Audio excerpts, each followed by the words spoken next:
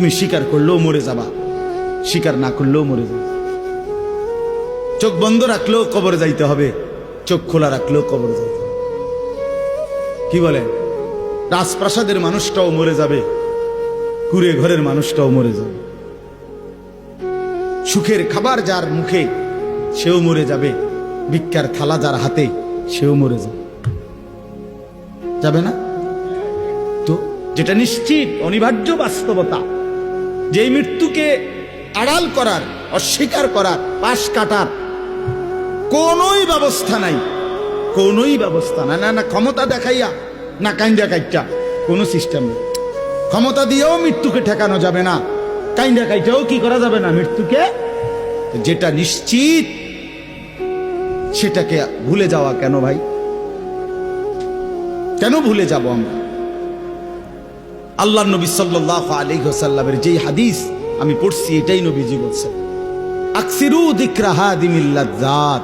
আমার উম্মত প্রতিদিন বেশি বেশি ওই জিনিসটাকে স্মরণ করো যেটা তোমার সমস্ত স্বাদ, আহ্লাদ, সমস্ত ব্যস্ততা সবকিছুকে স্তব্ধ করে দিবে। সবকিছু, সেটার নাম মৃত্যু। হাদিসে আছে মৃত্যু সবকিছু বন্ধ করবে। তোমার নাক, তোমার চোখের দৃষ্টি, তোমার কানের শ্রবণ শক্তি, তোমার জবানের উচ্চারণ, তোমার জিহ্বার স্বাদ, তোমার হাতের নড়াচড়া, তোমার ব্যস্ততার এই জিন্দিগি স্তব্ধ করে দিবে। দিবে কিনা বলে? আমি অনেক সময় বলি, আমার প্রায় সময় জানাজা পড়তে গেলে মনে হয়, দেখবেন জানাজার নামাজেও মনে করেন 10:30 বাজে জানাজার টাইম দিছে, 10:30 জানাজা, 10:34 বাজে গেছে, 30-40 বাজে গেছে। কিছু মানুষের এই পরিমাণ অস্থিরতা, এই মিয়া টাইম টেবিল ঠিক রাখো না, কইলা 10:30টায় জানাজা, 10টা মিনিট ওভার হয়ে গেছে, কতক্ষণ খাড় করায় রাখবা? মানে উনি ব্যস্ত, ওনার এই 10 মিনিট সময় নাই। আল্লাহর কসম বন্ধু, এই মানুষটাও এরকম ব্যস্তই ছিল। যে মানুষটার জানাজা হচ্ছে এখন, যার লাশ এখানে শোয়ানো, এই লোকটাও এমন ব্যস্তই ছিল। তার হাতেও একদিন সময় ছিল না। আজ গোটা পৃথিবী সব আগার জায়গায়, এই বেচারা শুধু নিস্তব্ধ। চোখের সামনের জলজ্জান্ত মানুষটা স্তব্ধ, আর হাত নড়ে না, পাও নড়ে না, আর চোখ নড়ে না, জিহ্বা নড়ে না। এজন্য দুনিয়ার এই ব্যস্ততার ভিতর দিয়ে আমরা যদি মনে করি যে আমি শুধুই দুনিয়া, ভালো মন্দ, লাভ লোকসান, চাওয়া পাওয়া, প্রাপ্তি ও প্রাপ্তি, মনের চাহিদা পূরণ, সবকিছু শুধু দুনিয়া ভাইয়া, বাবা তো আখিরাত কার জন্য? কবর কার জন্য? তাইলে নবীজি সাল্লাল্লাহু আলাইহি সাল্লাম কাকে তাইলে আখিরাত বুঝাইতে চাইছেন? আল্লাহর কোরআন এমন কোন সূরা নাই, কোরআন শরীফের 114টি সূরা, 114টি সূরার এমন কোন সূরা নাই, এমন কোন রুকু নাই কোরআনে যেখানে আখিরাতের কথা, পরকালের কথা আলোচনা নাই। এই পরিমাণ আল্লাহ তাআলা আখিরাত, আখিরাত, পরকাল, পুনরুত্থান, হাসরের মাঠ, এগুলো আল্লাহ তাআলা এতবার বলছেন, অস্বীকার করার, পাশ কাটার কোনো সুযোগ নেই, কোনো সুযোগ নেই। কোরআন শরীফে আছে সূরা মুলকের মধ্যে, জাহান্নামী যখন চিৎকার করবে, জাহান্নামের ফেরেশতারা তখন বলবে, আলাম ইয়াতিকুম নাদির, এই নাফরমান, তোমারে কি কেউ কোনোদিন জাহান্নামের ভয় দেখায় নাই? ক্বালু বালা, সে বলবে হ্যাঁ, কদ জাআনা নাদির, আমার কাছে বহু ভয় প্রদর্শনকারী বান্দা এসেছিল।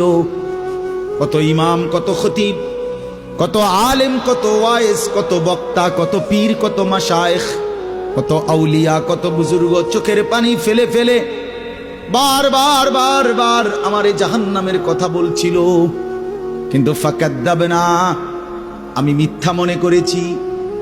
ওয়াকুলনা মা নাযালাল্লাহু মিন শাই, আমি আরো বলছি এগুলো আল্লাহ বলে নাই, তোমরা মোল্লারা, মুন্সিরা তোমরা বানায়া বানায়া বলো। হ্যাঁ, অনেক বেত্তমিজ লোক আছে, ও আইতো না, হুজুররা যত কয় এত না, না ওরা জানে, ওরা আগেও একবার ফিডা খাইয়া আইছে, ওরা একবার ঘুরে আইছে হাসুরের মাঠ, ওরা জানে যত কয় এত না। ও কইতে লাগলে সবাই কয়, বাড়াইয়ে কয়, মাইক ফাইলে কে না কয়। এই সমস্ত বিদ্রুপ আলেমদের কথাকে আপনি অবজ্ঞা করিলেন।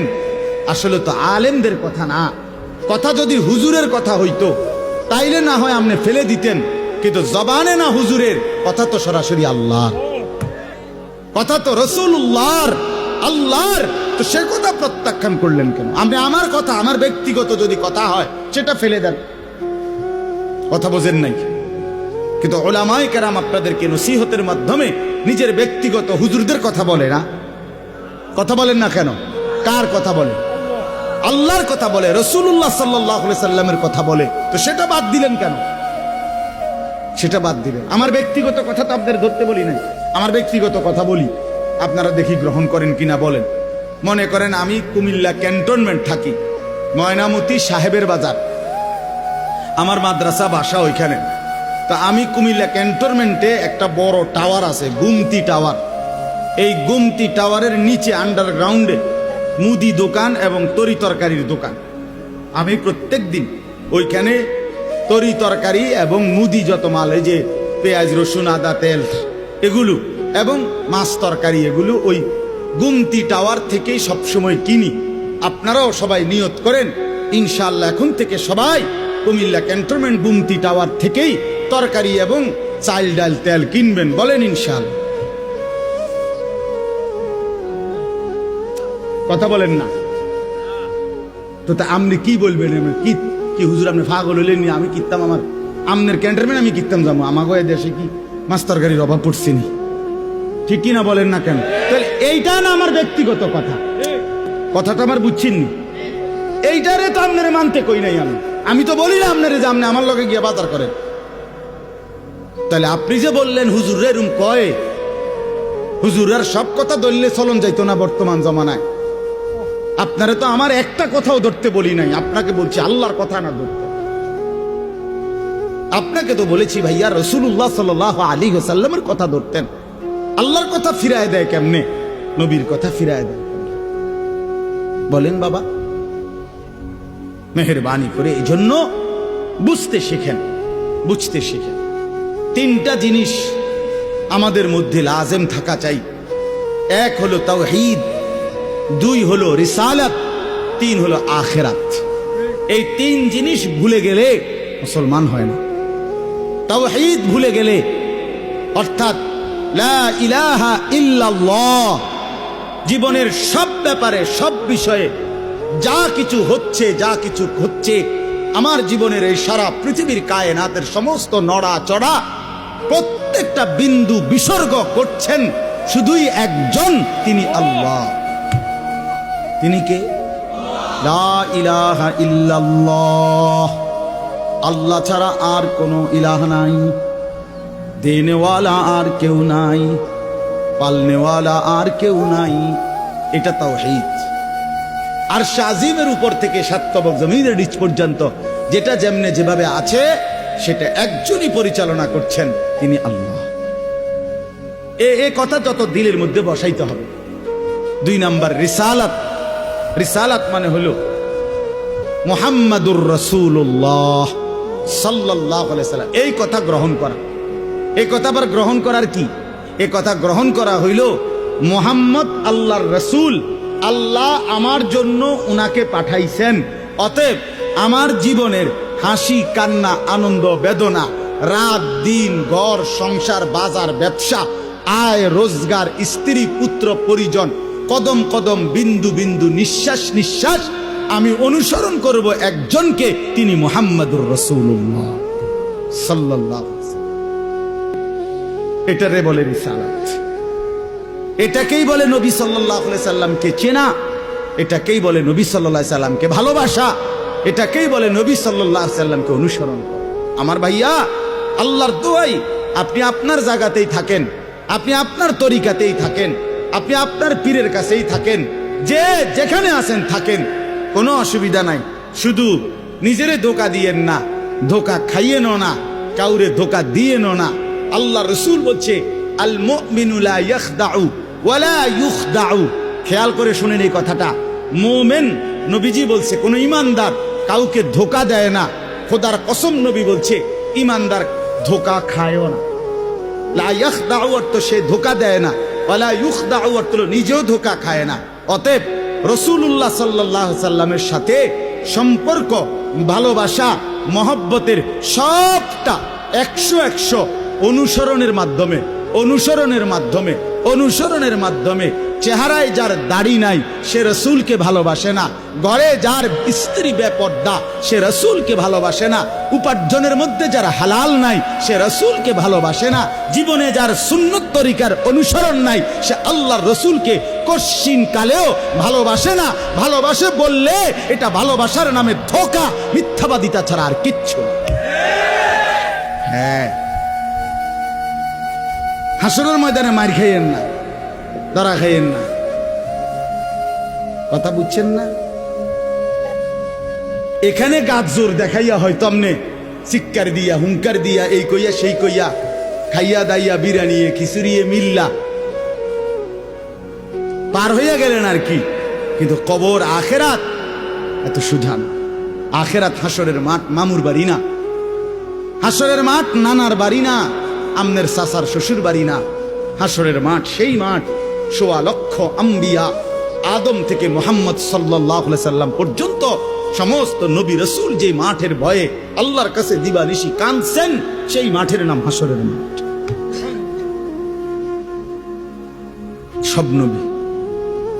সব নবী আল্লাহর কাছে হাসরের মাঠের ব্যাপারে দোয়া করছে।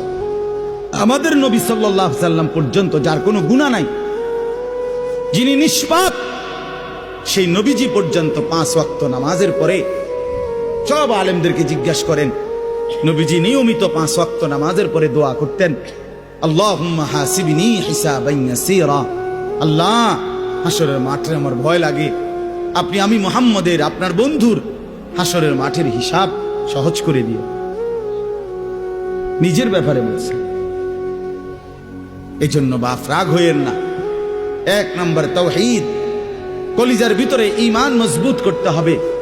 2 নম্বরে রিসালাত, জিন্দেগীর মধ্যে রাসূলুল্লাহ সাল্লাল্লাহু আলাইহি সাল্লামের অনুসরণ নিশ্চিত করতে হবে। কেন মেসওয়াক করেন না? আপনি জানেন নবীজি মেসওয়াক করতেন, এই জন্য করেন না। কেন দস্তরখান বিছায়া খানা খান না? আপনি জানেন, শুনছেন যে নবীজি সাল্লাল্লাহু আলাইহি সাল্লাম দস্তরখান বিছায়া সমান জায়গায় খানা খাইতেন, এই জন্য আপনি ইচ্ছা করে এটা বিছান না। কারণ আপনার কলিজার ভিতরে সিদ্ধান্ত, আমি মুহাম্মদুর রাসূলুল্লাহ সাল্লাল্লাহু আলাইহি সাল্লামের বিরোধিতা করব। কেন আপনি দাড়ি কাটেন? কারণ আপনি শুনছেন নবীজি দাড়ি লম্বা করতে বলছে, এই জন্য আপনি এটা বুঝাইলেন। রাসূলুল্লাহ সাল্লাল্লাহু আলাইহি সাল্লাম আপনি কইছেন, আচ্ছা আমরে দেখাবো। আপনি জানেন, হ্যাঁ, আপনার বাম পাও দিয়া ঢুকতে বাথরুমে, টয়লেটে মনে থাকে না। কেন মনে থাকে না? আপনি জানেন না এটা নবীজি বলছে। কথা বলেন না, নাকি ওই কাউমি মাদ্রাসার হুজুররা কইছে? কথা বলেন না। মেসওয়াক এটা রাসূলুল্লাহ সাল্লাল্লাহু আলাইহি সাল্লামের সুন্নত না কওমি আলেমদের সুন্নত? কথা বলেন না আপনারা। তো এটা করেন না কেন? কারে ওহাবি বলেন? কারে গালি দেন? কেন গালি দেন? কি বুঝে গালি দিলেন? কেন বললেন? বলেন, কি অপরাধের কারণে আমি রাসূলের দুশমন হব? কেন? আমি মিসওয়াক করি এই অপরাধের কারণে না? কথা বলেন না কেন? আমি দাড়ি রাখছি দেখে এই অপরাধের কারণে? কোন আমার স্ত্রী পর্দানসীন, আমার মেয়ে পর্দা করে, আমার ঘরে টেলিভিশন নাই, আমার রোজগারের মধ্যে আমি হারাম করার চেষ্টা করি না, তো সব ক্ষেত্রে রাসূলুল্লাহ সাল্লাল্লাহু আলাইহি সাল্লামের সুন্নাতের উপরে চলার চেষ্টা করলাম, তা আমি রাসূলের দুশমন কেন হলাম? আমি বুঝাইলাম, আমি বলতে মানে আপনি যে কোনো একজন আলেমে দ্বীনকে আপনি কেন নবীর দুশমন বলবেন? এত বড় জুলুম কেন করেন? এত বড় কেন জুলুম করেন বাবা? চা দোকানে বসে একজন আলেমের বদনাম করলেন, আপনি আন্দাজ করলেন একজন আলেমের ইলমের কদর কত? আমরা কিতাবে স্পষ্ট পড়ছি সারা পৃথিবীর ইমানদারের সমস্ত বন্দিগি আর আল্লাহর রাস্তায় জিহাদ, এই দুইটার পার্থক্য কদ্দুর। সারা পৃথিবীর ইমানদারের সমস্ত ইবাদাত একটি সমুদ্রের মধ্যে যদি কেউ আঙ্গুল দেয়, আঙ্গুল চুবায়, তো আঙ্গুলের অগ্রভাগে পানি লাগবে যে দূর, এতে করে সমুদ্রের ঢেউ তো বন্ধ হয়ে যাবে, ঠিক না? নৌকা চলা বন্ধ হয়ে যাবে না? সমুদ্র টের পাবে কিছু? কিতাবে স্পষ্ট আছে একজন ইমানদারের সমস্ত মুমিনের সব ইবাদত একত্র করিলে এইটার মর্যাদা হলো আঙ্গুলের অগ্রভাগের পানি। আর আল্লাহর রাস্তার জিহাদ ফি সাবিলিল্লাহ, জীবন দেওয়া, জিহাদ করা, এটা সমুদ্রের বাকি পানি। এরপরে লিখছে যে সমস্ত ইবাদত এবং আল্লাহর রাস্তার যুদ্ধ, এইটাও এবার একসাথ করেন। এই সবটা এবার ইবাদাত এবং কি জিহাদ সবটা একত্র করিলে আঙ্গুলের অগ্রভাগের পানি, খোদার কসম, আল্লাহর কসম, এলেম, কোরআন সুন্নাহর এলেম, এইটা সমুদ্রের বাকি পানি। বিশ্বাস করে এবার বলেন এক আলেমে দ্বীনের কদর করে আপনি কারে টিটকারি করলেন? কারে? ওটা আপনার মসজিদের ইমাম ৬,০০০ টাকা বেতন দেখে আপনার চোখে লাগছে না? বেটার বেতন কম, হ্যাঁ বেটার বেতন কম তো আপনি না কম দিছেন, উনি নি কম নির্ধারণ করছেন, আপনি না তারা মূল্যায়ন করেন না। কথা বলেন না কেন? আমাদের সমস্ত একার একটা স্পষ্ট কথা খেয়াল করেন, যদি এক সমস্ত মুসলমানের টার্গেট হইতো যে আমি প্রত্যেক বিষয়ে আল্লাহর কোরআন রসুলের সুন্নাত মোতাবেক চলবো, তাইলে এই পৃথিবীতে মসজিদের ইমামের চাইতে ব্যস্ত জিন্দিগি আর কেউ পালন করার কথা ছিল না। কেন? ওই মহল্লার সমস্ত মানুষের ঈমান, ইসলাম, আখিরাতের সমস্ত দিক নির্দেশনা সারাক্ষণ উনাকে দিতে হইতো, তখন উনার কদরও হইতো অনেক, তখন উনার বেতনও হইতো অনেক, উনার হাদিয়াও হইতো অনেক। কিন্তু আমাদের কলিজার ভিতরে আখিরাত লাগে না মনে হইছে, কোরআন তিলাওয়াত লাগে না, রসুলের সুন্নাত লাগে না, মেয়ের বিয়েটার মধ্যে নবীর সুন্নাত কি এটা জানার দরকার নাই, ছেলের বিয়েটার মধ্যে নবীর সুন্নাত কি এটা জানার দরকার নাই। ওই হদ্দার মাতব্বর মিল্লা তারা ঠিক করছে বিয়েটার মধ্যে চেয়ার হইব ২০০, টেবিল হইব মোট ৩০টা, গেট হইব একটা ৭০,০০০ টাকা দামের গেট, হাইয়েস্ট গাড়ি যাব ৬০টা, প্রত্যেকটার মধ্যে বেড়া বেড়ি মিল্লা বইব ১৪ জন, তো ৫টার মধ্যে ৫, ১৪, ৭০ জন। এরপরে দিয়া গেটে দিব ২,০০০, বাজে খরচ হইল ৩,০০০, এই হইল ৫,০০০। এগুলো হইল হিসাব। আর হুজুরে আইয়া কয়ে গেছে রবিবারে মাইয়াগার বিয়া, দুপুরে দুগা ভাত খেয়ে যাই। বুঝেন নাই? কিন্তু যদি সে জানতো যে রাসূলুল্লাহ সাল্লাল্লাহু আলাইহি সাল্লামের ৪টা মেয়ে নবী বিয়ে দিছেন, আমি সেভাবে রাসূলের মেয়ে যেভাবে বিয়ে দিছেন আমি আমার কন্যাকে সেভাবে বিয়ে দেব, তাইলে তো ইমাম সাহেবের কাছে উনি আগে আসতো, ঠিক কিনা বল? আলেমের কাছে আগে আসতো। কিন্তু ওই যে ওনার তো এটা দরকার নেই। কি আপনার বাড়িতে ৩ দিন ধরে ডেক সেট বাজে, হ্যাঁ হুজুর আসলে কিতা করমু, শরম দিয়ে না, ফুলাইনে আউশ করছে, ফুলাইনে শখ করছে। হায় রে আল্লাহ, হায় মুসলমান, এইভাবে রাসূলুল্লাহ সাল্লাল্লাহু আলাইহি সাল্লামের হুকুমকে, সুন্নাতকে গলা টিপে হত্যা করলেন। নবীজি নিজে বলছে না, আপনারা কতবার শুনছেন, নবীজি বলছে বিয়ে আমি রাসূলের সুন্নাত, বলছি কিনা বলেন? আবার বলেন বলছি কিনা? তাহলে যার সুন্নাত তার মতো হইতে হবে না? তো রাসূলুল্লাহ সাল্লাল্লাহু আলাইহি সাল্লামের সুন্নাত বিয়ে, তো বিয়ে নবীজি সাল্লাল্লাহু আলাইহি সাল্লাম বিয়ের মধ্যে গায়ে হলুদ, ডেক সেট, এই লম্বা গেট আর গাড়ির মধ্যে ফুল, এই সব। আমি অনেক সময় অনেকের জিজ্ঞাসা করছি যে ভাই বিয়ে কার, বিয়ে কার? কইছে ওনার। আমি কই এই ফুল দিয়ে লাগাইছেন গাড়ি, বিয়ে তো প্রাইভেট কারে করানো উচিত। বেকুব যদি পুরা তার সিরা হয়, এই মাতাল হওয়ার কারণে একমাত্র তার সিরা দেখা প্রাইভেট কারের মধ্যে কি লাগাইছে। কিরে বেটা বিয়ে হইলো, এতের ফুল লাগাইলো কোথায়? প্রাইভেট কারে। পাগল কারে কয়? এই পাগলের বাতরাম দেখে। বলেন আপনারা, চাচা আপনারা বলেন, এটা বিবেক নি কথা। কি বিয়ে করে এতে ফুল লাগায় প্রাইভেট কারের, বলদ নিয়ম নেই। এর থেকে বড় বলদ আর কি? আস্তাগফিরুল্লাহ, কি পরিমাণ বোকা আমরা। 10,000 টাকা কোথায় লাগাইলেন? 10,000 টাকা এই ফুলগুলো লাগাইতে গিয়ে 5,000 টাকা, 7,000 টাকা, 10,000 টাকা কোথায় দিলেন? 10,000 টাকা পেলে একজন এতিম সন্তান 1 বছর পড়ালেখা করতে পারত।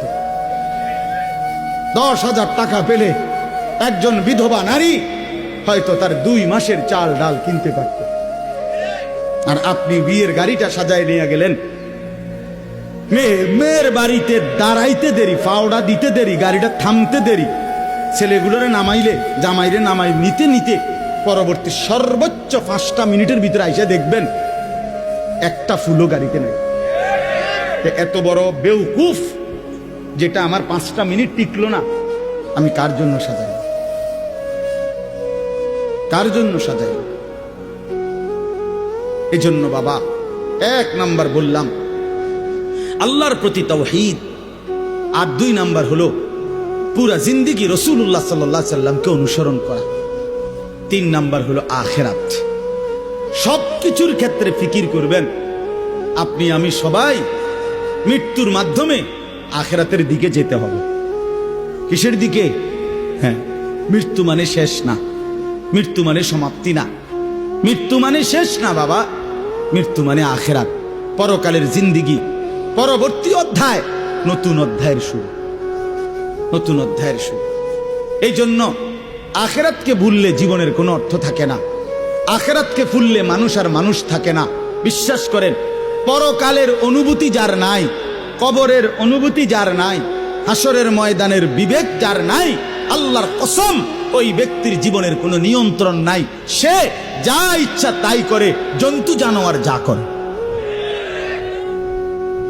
সমস্ত মানুষ যারা অপরাধ থেকে বেঁচে থাকে এবং পুণ্য কর্ম উত্তম কাজে লেগে থাকে, তার একটা মূল ফিকির তার কলিজার ভিতরে এটা আছে, আমি গুনাহ থেকে বাঁচতে হবে, আমি নেক কাজ করতে হবে। কেন? আমাকে আখিরাতে যেতে হবে। কথা বলেন না কেন? যে গুনাহ থেকে বাঁচে, কেন বাঁচে? আখিরাত আছে। যে নেক কাজ করে, কেন করে?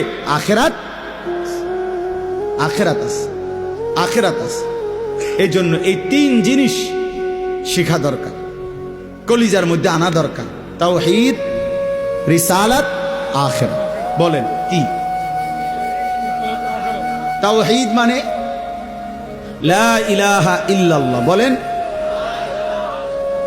রিসালাত মানে মুহাম্মাদুর রাসূলুল্লাহ, আর আখিরাত মানে পরকাল। এখন আসেন শেষ অংশে। আখিরাতের পুরা আখিরাতের পরকালের জিন্দেগিটার উদ্বোধন, শুরু মৃত্যু। মৃত্যুর মাধ্যমেই শুরু হয়। এই আমি শুধু যে আয়াতটুকু পড়ছি আপনাদেরকে শুধু তর্জমা শুনাই। আল্লাহ তাআলা বলেন, দুনিয়ার জীবনে, এই অল্প একটু, আর দুনিয়ার জীবনে যেই মানুষটা আল্লাহর নাফরমানি, অবাধ্যতা, রাসূলের বিরোধিতা, কোরআন সুন্নাহর বিরোধিতা, আল্লাহর হুকুমের বিরোধিতা করে কাফের, মুশরিক, বেঈমান, নাফরমান, পাপী হয়ে জিন্দেগিটা কাটাইছে, আল্লাহ তাআলা বলেন তার আখিরাত যে কঠিন হবে এটার প্রথম প্রমাণ হলো তার মৃত্যুর মুখে গিয়া আজরাইল, মালাকুল মউত যখন আসবে, আল্লাহর কসম আল্লাহ বলেন তার মৃত্যুর যন্ত্রণাটা হবে অত্যন্ত ভয়ানক। এটা দিয়েই শুরু হবে। সে মালাকুল মউত আজরাইলকে দেখেই আর তার রুহু কবচ দেখেই সে বুঝে ফেলবে তার পরবর্তী স্টেজ বড় বিপজ্জনক, তার সামনের জিন্দেগি বড় বিপজ্জনক। আল্লাহ তাআলা বলেন সমস্ত নাফরমান ব্যক্তির জান কবজের মুহূর্তটা খুব বেশি যন্ত্রণাদায়ক, খুব বেশি যন্ত্রণাদায়ক, খুব বেশি। এই যন্ত্রণার সিস্টেম হইল, নবীজি বলছেন প্রত্যেক নাফরমান পাপী, হাদিসের মধ্যে আছে নেককার ব্যক্তি, ফেরেশতা আজরাইল অত্যন্ত সুন্দর আকৃতিতে নেককার ব্যক্তির কাছে আইসা তার রুহু কবজের সময় বলবে, হে পবিত্র আত্মা, আল্লাহর সন্তুষ্টি নিয়ে তুমি বের হয়ে আসো। আল্লাহ রাসূল সাল্লাল্লাহু আলাইহি সাল্লাম বলেন, কোন পাত্র থেকে পানি যেভাবে ঢেলে দেয়, এটা যেরকম আরামসে পড়ে যায়, বের হয়, আল্লাহর কসম নবীজি বলেন নেককার ব্যক্তির রূহটা মালাকুল মউত আজরাইলের হাতে এরকম আরামসে চলে আসে। আর আল্লাহ নবী সাল্লাল্লাহু আলাইহি সাল্লাম বলেন কোন নাফরমান পাপী এক নম্বরে তার মৃত্যুর সময় প্রথম হলো ফেরেশতা মালাকুল মউত আজরাইল অত্যন্ত নিকৃষ্ট বিভৎস কুৎসিত চেহারা নিয়ে তার সামনে দাঁড়াবে। আমার কাছে আরবি কিতাব আছে, ইমাম কুরতুবির কিতাব আত-তাযকিরা, এই কিতাবের মধ্যে আছে ইব্রাহিম আলাইহিস সালাম একবার আজরাইলকে বলছিল, আজরাইল কোন নাফরমান পাপী ব্যক্তির যে সময় জান কবজ করো তখন তুমি যেই চেহারা নিয়ে তার সামনে দাঁড়াও ওইটা আমার একটু দেখাও। কিতাবে আছে আজরাইল বলছে ইব্রাহিম আলাইহিস সালামকে যে আল্লাহর কসম আপনি সহ্য করতে পারতেন না। ইব্রাহিম আলাইহিস সালাম বলেন না, তুমি আমারে দেখাও, আমি দেখুমই। তো আজরাইল ওই আকৃতিটা ধারণ করছে। কোন পাপীর রুহু কবজের সময় উনি যেই চেহারা ধরে অত্যন্ত নিকৃষ্ট কুৎসিত চেহারা। তো কিতাবে স্পষ্ট আছে, ইমাম কুরতুবী বলেন ইব্রাহিম আলাইহিস সালাম চিৎকার দিয়া বেহুশ হয়ে গেছে। লম্বা সময় পরে হুঁশ আসার পরে উনি চোখের পানি ফেলে আল্লাহকে বলছে, আল্লাহ তোমার কোন নাফরমান বান্দা পরবর্তীতে কবরের আযাব, হাসরের আযাব, জাহান্নামের আযাব আর কিছুই লাগবে না, শুধু কেবল আজরাইলের এই বিভৎস চেহারার যদি একবার দেখে তার ৬০ বছরের নাফরমানির শাস্তির জন্য এটাই যথেষ্ট, এটাই যথেষ্ট। আল্লাহ নবী সাল্লাল্লাহু আলাইহি সাল্লাম বলছেন, কোরআনে আল্লাহ বলছেন এই মালাকুল মউত আজরাইল যখন কোন পাপী নাফরমানের জান কবজ করতে আসবে তে প্রথম এই কলিজাটার ভেতর থেকে যে রূহ আছে, এই কলজার ভিতরে কলবের ভিতরে যে রূহ, এই রূহটা ধরে টান মারবে যখন, একটা টানে কলিজাটা ছিঁড়া, রূহটা ছিঁড়া এই কণ্ঠনালী পর্যন্ত চলে আসবে। কাল্লা ইযা বালাগাতিত তারাকিয়া, কাল্লা ইযা বালাগাতিত তারাকিয়া। আর কিছুই না বান্দা, শোনো, যখন নাফরমান তোমার জান কবজের সময় রূহটা চলে আসবে কণ্ঠনালীতে, এবার রূহটা বের হতে চাইবে না, বের হতে চাইবে না, নাফরমান ছটফট করবে। আর ফেরেশতা আজরাইল, ফেরেশতা ছিঁড়া বিরা কোন জিনিসকে, কোন ধারালো লোহা, শিক, এটা যদি আগুনের মধ্যে, আপনার আগুনে পুরানো জিনিসের মধ্যে টান দেয় তাইলে যেরকম ছিঁড়া ভিড়া আসে, আল্লাহর কসম আল্লাহ রাসূল বলছে আজরাইল যখন রূহ ধরে আবার টান মারবে তো সমস্ত শরীর ছিন্ন ভিন্ন করে এই রূহ বের করে আনবে। ওয়াকিলা মান রাক, আল্লাহ বলে আশপাশের মানুষগুলো তখন বলবে ওই লোকের ছটফটানি দেখা, হায় তাকে বাঁচাবার জন্য কোন ওজা ডাকো, বৈদ্য ডাকো, ডাক্তার ডাকো, কবিরাজ ডাকো, কে আছো তাকে চিকিৎসা করবে, ডাকো না, আনো না, কত ভীষণ ছটফট করছে। আল্লাহ বলেন যান্না আন্নাহুল ফিরাক, কিন্তু ওই নাফরমান বুঝে ফেলবে আজ আর তাকে কেউ ফিরাইতে পারবে না, তাকে দুনিয়া থেকে বিচ্ছিন্ন হতেই হবে, তাকে চলে যেতেই হবে। বন্ধু আমার, বাপ আমার, একটা জরুরি কথা আপনারা বয়স্ক লোকেদেরকে বলি। রাসূলুল্লাহ সাল্লাল্লাহু আলাইহি সাল্লাম বলেছেন, আমার এই কথাটা খেয়াল করেন, নবীজি বলছেন ইন্নাল্লাহা ইয়াকবালু তাওবাতাল আবদ মা লাম ইউগাররির। বান্দা যখন আজরাইলকে দেখে তখন তার রুহে, তার শরীরের মধ্যে আরে গড়গড়া শুরু হয়, মৃত্যুর গড়গড়া শুরু হয়। আল্লাহ রাসূল বলছেন তখন আর আল্লাহ তাআলা কারো কোনো তওবা কবুল করে, তওবা কবুল করে। ওয়ালাইসাতিত তাওবাতু লিল্লাযিনা ইয়ামালুনাস সাইয়্যাত হাত্তা ইযা জাআ আহাদাহুমুল মাউত ক্বালা ইন্নী তুবতুল আন। আল্লাহ বলেন যে মৃত্যু পর্যন্ত নাফরমানি করে গেছে, যখন মৃত্যুর মুখে আজরাইল আসছে এখন বলতেছে আল্লাহ আমি তওবা করলাম। আল্লাহ বলেন ওয়ালাইসাতিত তাওবা, এমন তওবা আমি আল্লাহ গ্রহণ করব না। আমরা অনেক সময় 90 বছরের বুড়া, 70 বছরের বুড়া মিয়া একদম লম্বা হইয়া সোজা হইয়া গেছে,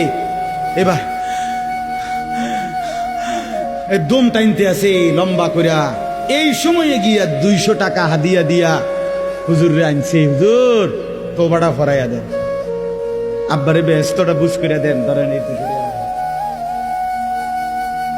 কি তওবা করাবে হুজুর? এখন ওনার কোনো এহসাস অনুভূতি আছে? কথা বলেন না কেন? উনি জানে কিছু কি বলতেছে, কি তওবা করাইলেন? কিসের তওবা? কিসের তওবা এটা? কিসের তওবা? গুনাহ করলেন আপনি, আপনার ফরামু বুঝি আমি? হ্যাঁ, আপনার গুনাহ আপনি না জানেন। এই জন্য আল্লাহ কোরআনে বলছেন, ওয়াল্লাযীনা ইযা ফাআলু ফাহিশাতান আও যালামু আনফুসাহুম যাকারুল্লাহ।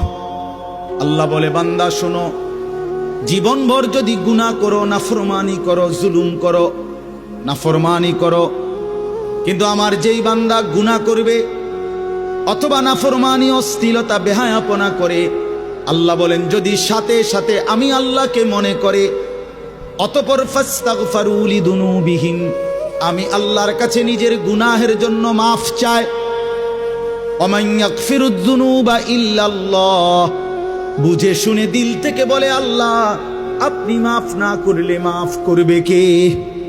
ওয়ালাম ইউসিররু আলা মা ফাআলু ওয়া হুম ইয়ালামুন, আর আল্লাহকে বলে আল্লাহ এই গুনাহ আমি ছেড়ে দিলাম, ওয়া হুম ইয়ালামুন, জেনে বুঝে এমন নাফরমানি আর করব না, মাফ করে দেন। খোদার কসম আল্লাহ বলেন, বুঝে শুনে আমার বান্দা যদি গুনাহ ছেড়ে দিয়ে আর করবে না, ওয়াদা দিয়ে আমি আল্লাহর কাছে চোখের পানি ফেলে মাফ চায়, এবার গুনাহ যদি আসমান পরিমাণও হয়, আমি আল্লাহ ওয়াদা করলাম বিনিময়ে পুরা মাগফিরাত দিয়ে দেব। উলাইকা জাযাউহুম মাগফিরাতুম মির রাব্বিহিম, পুরা মাফ। যে শর্ত হইল বান্দা আর করবা না, ওয়াদা দিতে হবে, গুনাহগুলো ছেড়ে দিতে হবে।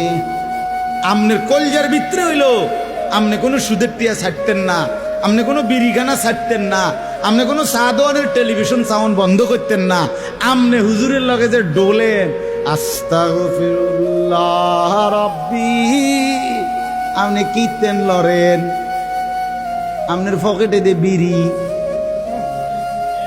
আমনের লেগে দে সাদওয়ানে টেলিভিশন লইয়া বইয়া রয়েছে দোকানদার, আমনে লরেন কীর্তেন, কি এর তওবা করেন কার কাছে? আল্লাহ বুঝে না?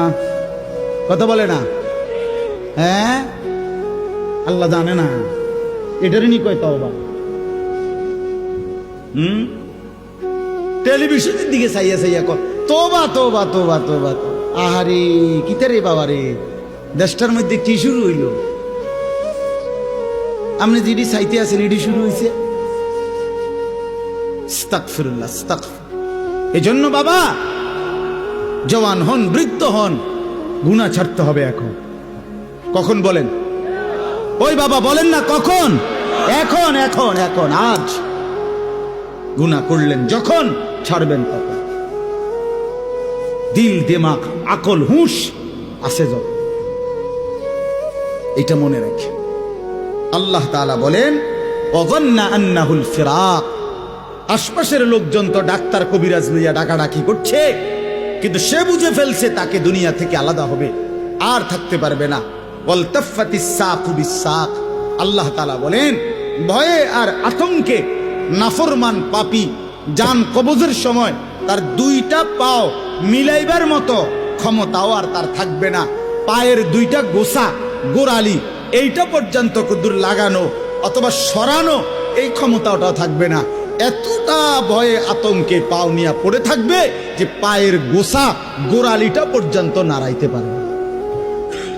ইলা রব্বিকা ইয়াউমাইদিনিল মাসাক, আর এই অবস্থাতেই তাকে আল্লাহ তাআলার কাছে পৌঁছতে হবে।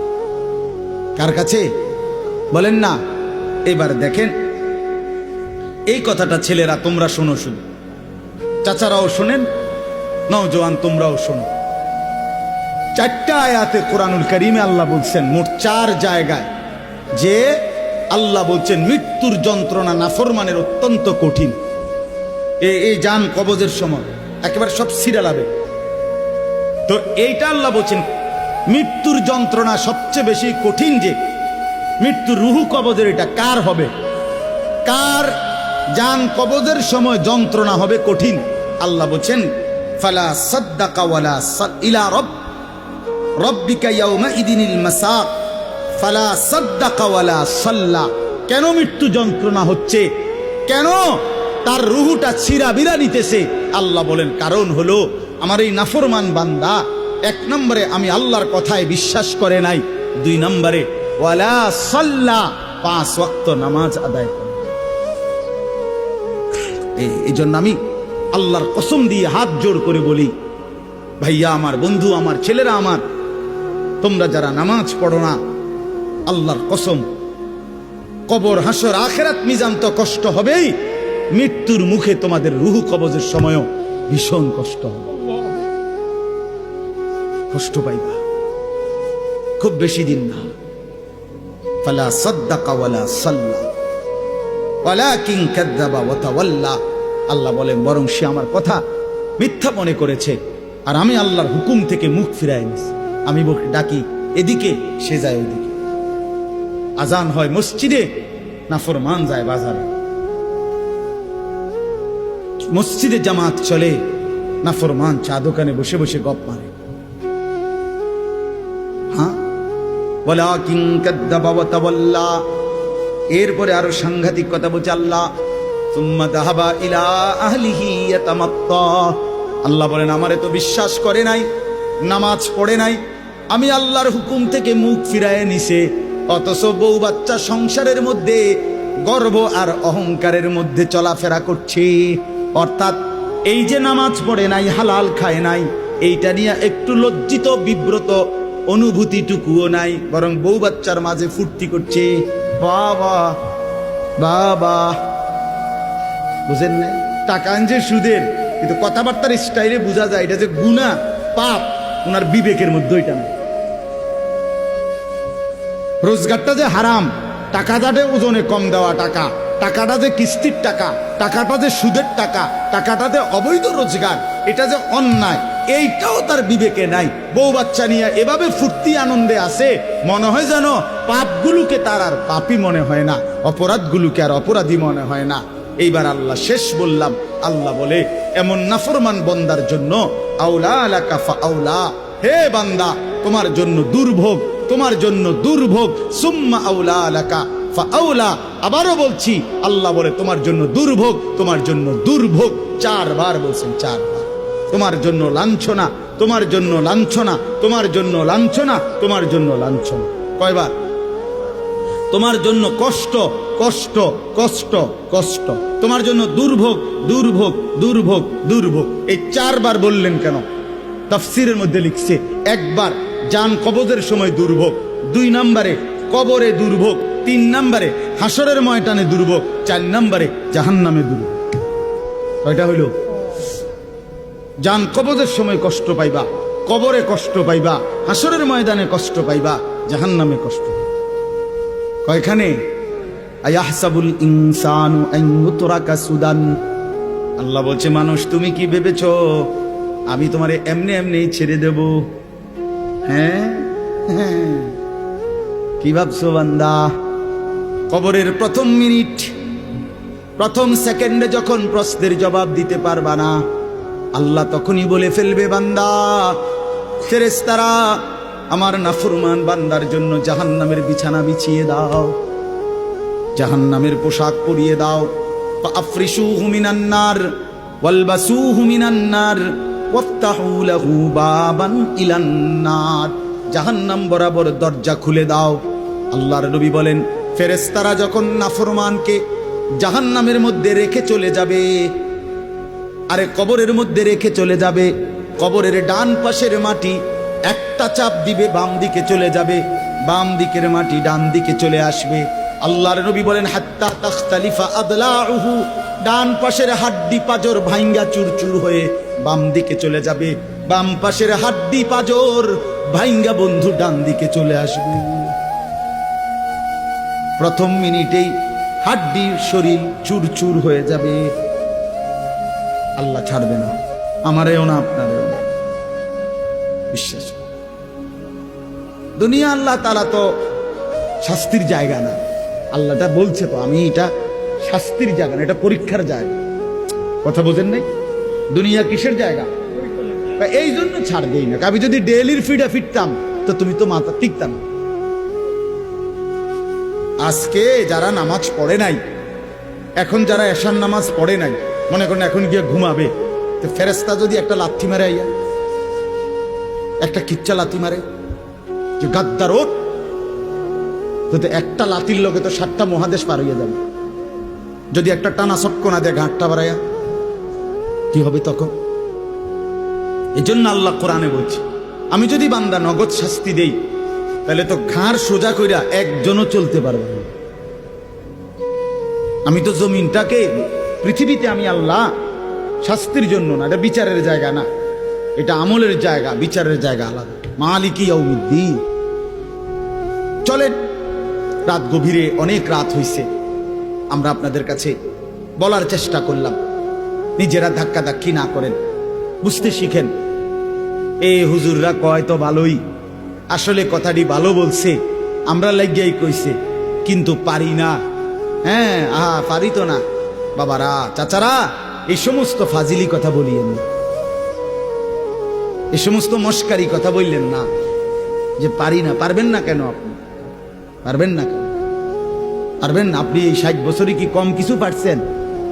আপনি 60 বছরে হুদা চিড়া খাইছেন? পারবেন না কেন? অবশ্যই পারবেন। আপনি নিয়ত করেন, আমার ছেলেকে নামাজ পড়াবো, মেয়েকে নামাজ পড়াবো, নাতি নাতনিকে নামাজ পড়াবো, আল্লাহর কোরআন শিখাবো, স্ত্রী সন্তানকে পর্দা পুশিদা করাবো। আপনি ফয়সালা নিয়ে ফিকির করেন, না বুঝলে ওলামায়ে কেরাম থেকে জিজ্ঞেস করেন যে হুজুর আমি কেমনে কি বলতাম, কেমনে কি করতাম। আপনি শিখেন, আপনি বুঝেন, মৃত্যু পর্যন্ত বলা চালু রাখেন। তাইলে হবে কি, যদি আপনার কথায় তারা ফিরেও না আসে, আপনার লাগাতার বলা, চোখের পানি ফেলা, আপনার অব্যাহত চেষ্টার কারণে হতে পারে আল্লাহ আপনারে মাফ করে দেবে। কিন্তু আপনি যে মাতেনও না, লড়েনও না, আপনি বইয়া বইয়া তারার লগে ভাত খান, আপনি আপেল খান, মালটা খান, গপ মারেন, খুশি, অথচ তারা নামাজ পড়ে না। এইটা কি ধরনের জিন্দেগি? আল্লাহ আমাদেরকে বুঝার তৌফিক দান করেন। যেই ছেলেরা আলহামদুলিল্লাহ আজকের এই মাহফিলের ইন্তজাম করেছো, ভাই তোমাদের কাছে আমার অনুরোধ, ভাইয়া নামাজ পড়ো। যুবক, আমার অনুরোধ, নামাজ না পড়লে কোনো লাভ হবে না। যারা মাহফিল সাজিয়েছ, এবার জিন্দেগি সাজাও, নিজেকেও সাজাও।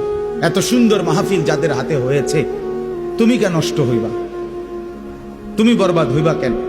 তুমি মানুষকে ডাকলা আল্লাহর দিকে, নিজে দিলা না সেজদা, তো কি লাভ হলো ভাইয়া? কি লাভ হলো? এটা কেমন ইনসাফ হলো ভাই? এজন্য দয়া করে বাপ, প্রত্যেকটা যুবক ইনশাআল্লাহ আল্লাহর জন্য, দ্বীনের জন্য নিজেকে সুন্দর করে ইবাদত আমল না করলে হবে না। আগামী দিনে ইসলামের জন্য আরো কোরবানি লাগবে। অবশ্যই দেখেন, সারা পৃথিবীতে ইসলাম আর কুফরের যুদ্ধই চলছে। ইসরায়েল এবং ফিলিস্তিনের যুদ্ধ তেল নিয়া। কথা বলেন না কেন? তেল নিয়া, টাকা নিয়া, দিন নিয়া। ইসরায়েলের সাথে লেবাননের যুদ্ধ তো ঈমান আর কুফরের যুদ্ধ। কথা বলেন, সারা পৃথিবীর এই গোলযোগ বাড়তেছে। ঈমান আর কুফরের যুদ্ধ, ইসলাম আর বেঈমানের যুদ্ধ। অতএব এই যুদ্ধে যদি তুমি টিকতে হয় তো অবশ্যই তোমাকে সেজদাওয়ালা হইতে হবে। যে কপালে সেজদা নাই, তুই পারতা না। আমি সব সময় বলি ভাই, দুইটা স্লোগান মারন আর আল্লাহর জন্য জীবন দেওয়া এক কথা না। এজন্য নামাজ পড়ো। মোবাইলের নেশা ছাড়ো ভাইয়া, মোবাইলের নেশা কমাও। ব্যক্তিগত প্রয়োজনের মধ্যেই রাখো। একটু চেষ্টা করলে, হিম্মত করলে, যে মানুষ আজীবন লবণ দিয়া ভাত খাইতো, ডাক্তার নিষেধ করার পরে 20 দিন চেষ্টা করে সে এখন লবণ ছাড়াও ভাত খাইতে পারে। যে মানুষ আজীবন চিনি দিয়া চা খাইতো, ডাক্তার নিষেধ করার পরে এখন 20 দিন চেষ্টা করার পরে এখন সে চিনি ছাড়াও চা খাইতে পারে।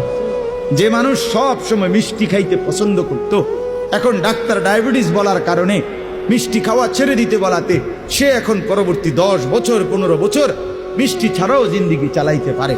যে মানুষ বহুদিন বিড়ি সিগারেট খাইতো, কোনো আলেমে দ্বীনের কথা শুই না, হয়তো ছেড়ে দিছে, কিছুদিন কষ্ট হয়েছে, 20 দিন 50 দিন 1 মাস, কিন্তু এরপরে ঠিকই তার কাছে এটা সহজ হয়ে গেছে।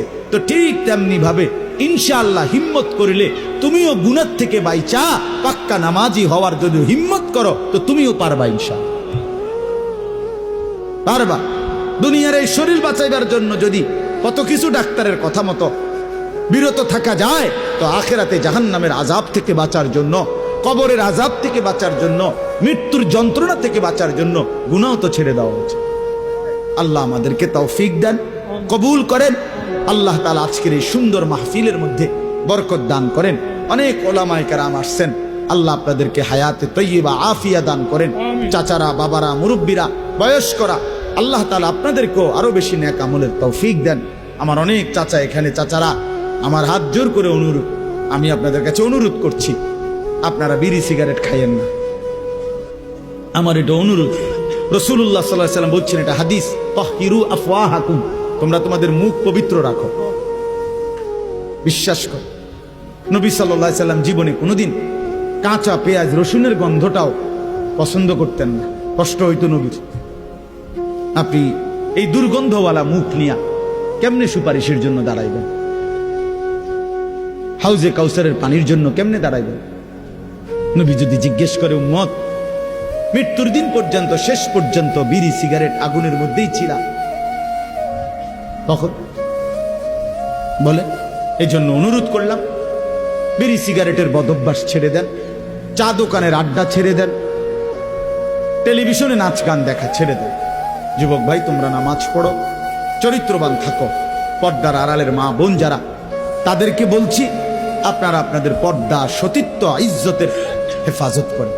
যে নারীর পর্দা নাই, যে নারীর সতীত্বের কদর নাই, যে নারীর মধ্যে হায়া লজ্জা নাই, পর্দার গুরুত্ব নাই, বিশ্বাস করেন, বিশ্বাস করেন, ওইটা কোনো বেটিও না, বেটির জাতও না, এটা প্লাস্টিক। আসলে এটা প্লাস্টিক। হ্যাঁ, নারী বলে থাকে যার সত্তার ভিতরে নিজেকে আড়ালে রাখা, নিজেকে লুকিয়ে রাখা, পর্দায় রাখা, এইটা যার মধ্যে সৃষ্টিগতভাবে আছে সর্বদা, তারই নারী বলে।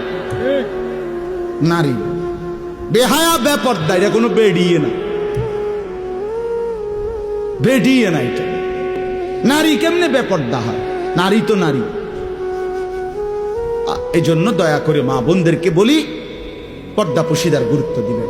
আল্লাহ তৌফিক দান করেন, আল্লাহ তাআলা কবুল করেন।